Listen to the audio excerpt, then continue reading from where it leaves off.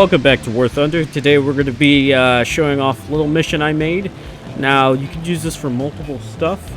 I spawned a Canberra. Now, this is a kill streak Canberra, so it has the nuclear bomb in it. And it should fly over and drop a nuke on top of a Russian carrier. Now, you could use this for multiple things. I don't know, screenshots, cinematics, stuff like that.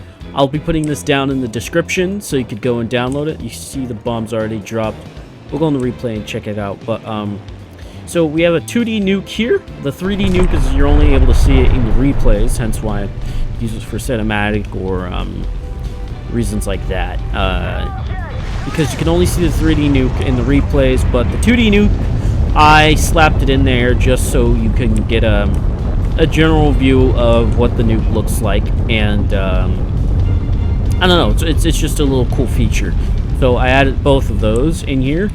The carrier gets destroyed and all that. Now, this is very interchangeable. You can put it on multiple stuff. Like, I don't know, you could change that to a tank or a plane, even a helicopter.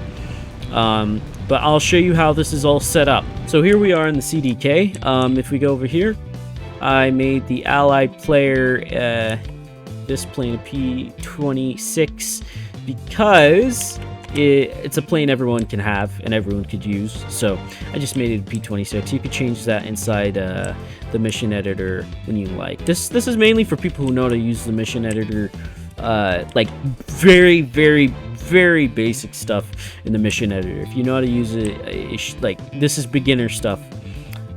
You'll need to know to use it. So right here we spawn in a player with create unit, and it is a nuclear bomber. Make sure it's the Canberra, then the kill streak variant, and then you go to, where is it, weapons. Make sure he has the nuke. We'll save that. I guess he had it without it anyway.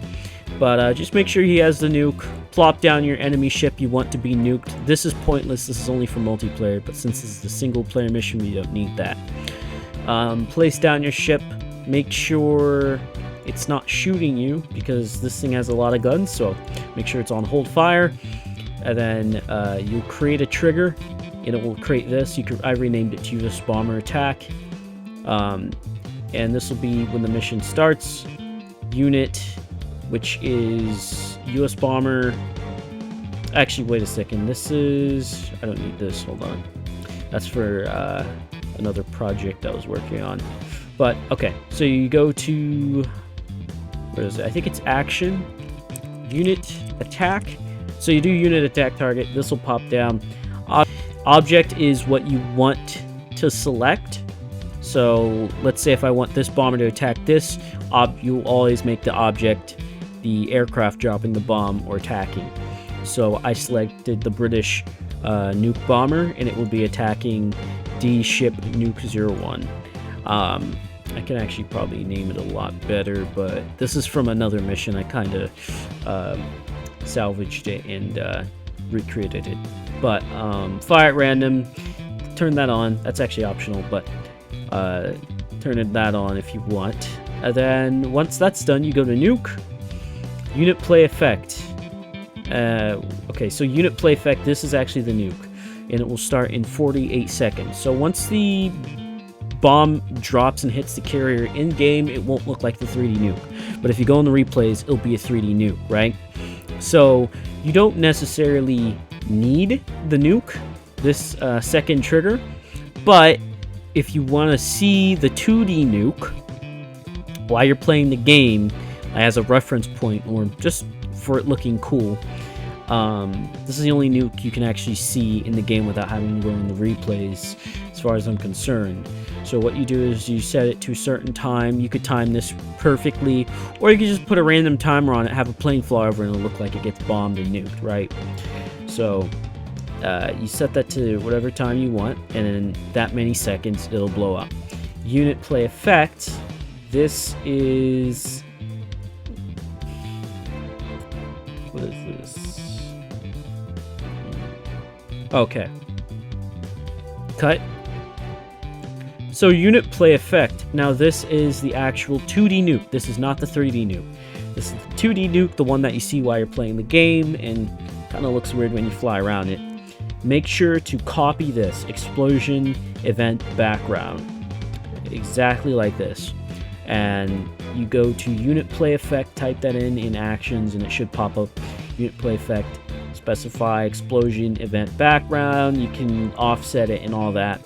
You know, it's they've got the, you've got your different axes here, and yeah, so you could set that. The scale doesn't really matter, but yeah, you set that and you should be good. Unit damage. Now this is optional.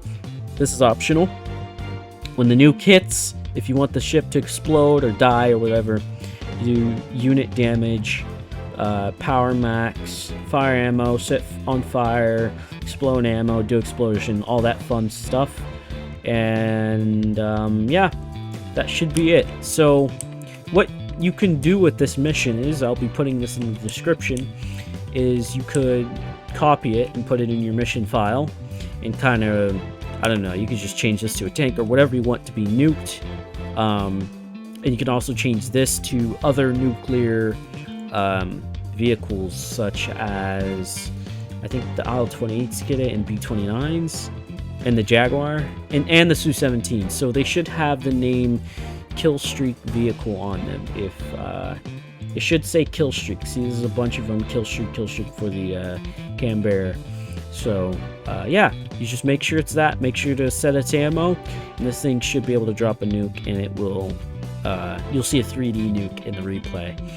And then over here, you could just change this to whatever you want. Cars or a ship, any target really, it doesn't matter. As long as it's a unit and it's on the enemy team, you should be fine. And then this is your player.